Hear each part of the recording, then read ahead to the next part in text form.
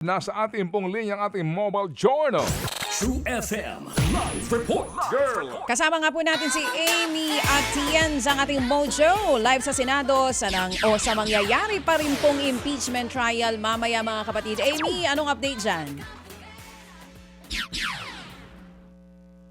Amy? Nagkakaproblema po tayo sa ating linya, sa ating mobile journal na si Amy Atienza. As early as now, sino kaya ang mga senador na nakita niya na dyan sa Senado para po sa mangyayari na ika-anim, kung di tayo nagkakamali, tama, ika-anim na araw po nitong impeachment trial ni VP Sara Duterte. Amy, good morning! Amy? Amy, CD? Wala pa rin si Amy, pumapasok partner. na silang lahat. Pumasok na ba sila, Amy? Gusto lang natin malaman kung anong latest update po Hindi dyan. na ito normal. Amy, good morning. Are you there? Balikan na lang po natin mamaya. Etong si Amy Atienza. Partner, wala pa si Amy. Nagkakaproblema sa line. So, gusto mo bang balikan yung napag-usapan kanina nung bago tayo mag-break? Si Amy nakakatakot ha. Amy Atienza, ba't ka naman matatakot kay Amy? Mahusay na bata yan. Ay, Amy. nakakatakot yung signal na napuputol. Yun na nga. Nakakatakot talaga pag nawawala ng internet connection. Yan ang threat. Minsan natatakot na rin ako dyan kay Amy. Oo, tsaka Atienza. nakakatakot pag ano ha. Yan ang threat. Ikaw talaga. O, alam mo, Yan ang threat. pwede kang kunin na consultant. Both from the prosecution or baka yung defense. Open ka ba? Balikan natin mga Ayan kapatid. na siya. Ano po, si Mobile Journal Amy Amy. Atienza. True FM Live Report. Amy! Amy? Yes, good morning, Ted. Siya para nga sa ika-anim na araw no, ng impeachment trial ni Vice President Sara Duterte, no, inaasahan natin na magkakaroon no, ng oral arguments between the prosecution and the defense para nga doon sa pagpapatawag ng mga tax records, bank records at AMLAC records ni Vice President Sara Duterte, maging ng asawa niyang si Attorney Man Scarpio.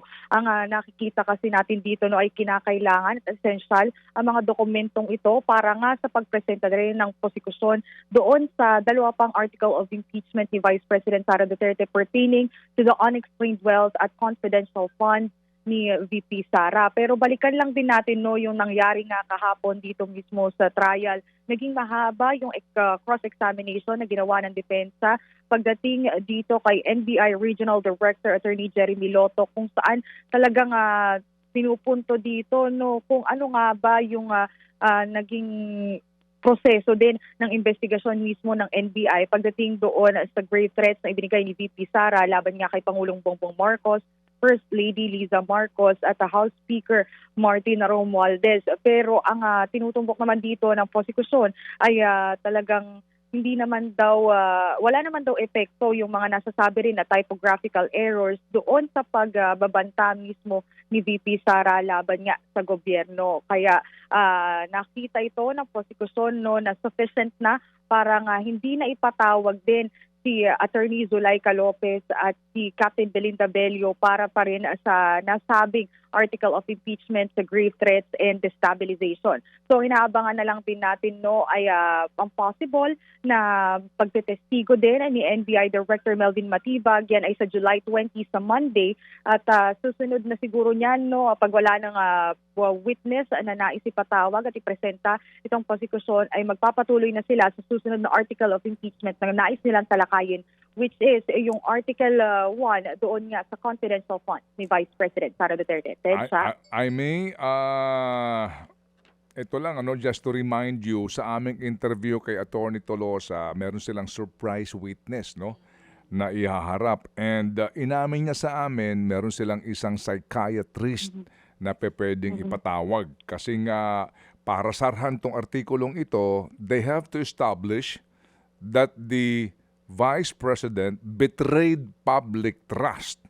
No, sa anong kaparaanan, hindi nga kasi maituturing na high crime yung grave threats at inciting to sedition as as manifested by the defense. So, yun yata yung kanilang huli dito kaya malamang yan ang ating na dapat abangan. Mamaya kapag nag-press con sila, tanungin mo sila kaya. I may kung Kailan na ba yung sinasabi nila na psychiatrist para doon sa assessment sa state of mind ng nasasakdal? Yes, Ted, kung makikita din naman kasi natin no yung pre-trial order nga na nilabas bago magkaroon nitong impeachment trial no. Ayan, nakita natin na meron pa dong ilan sa lista ng prosekusyon na possible witness yung sa psychiatrist nga. Bukod pa dyan, may nabasa rin tayo no doon sa pre-trial order na sinasabing possible din na mag-summon sila or magsubpoena ng isa sa mga miyembro ng pamilya nung nakatanggap nga ng threat ni VP Sara. Yan siguro ay para din makita mismo yung epekto no ng grave threat, pero tatanungin natin at alamin din natin no kung ano na nga ba yung magiging plano nitong prosecution moving forward, kung makikita rin natin yung ilan doon sa mga personalities no na nakalapaloob nga sa pre-trial order. Thank you. So salamat na marami sa iyong update at mamaya haba-habaan mo ang iyong pasensya kasi matinding bakbakan ito doon sa oral arguments concerning the bank records at ilang pang dokumento. Salamat, Amy. Amy. Sa Mobile Journal, Amy Atienza po para sa Ted Filon, DJ Chacha sa 105.9 True FM. Mga kapatid, patuloy po kayong tumutok sa 105.9 True FM para sa totoong balita, impormasyon, music and entertainment. Mag-subscribe sa aming YouTube channel at podcast at sundan nyo kami sa Facebook, Instagram, X at TikTok sa True Network PH. Bisitahin din po ang aming official website, truefm.ph. At panoorin din kami sa True TV Signal, Channel 19. Kami po ang 105.9 True FM. Laging true sa'yo, kapatid.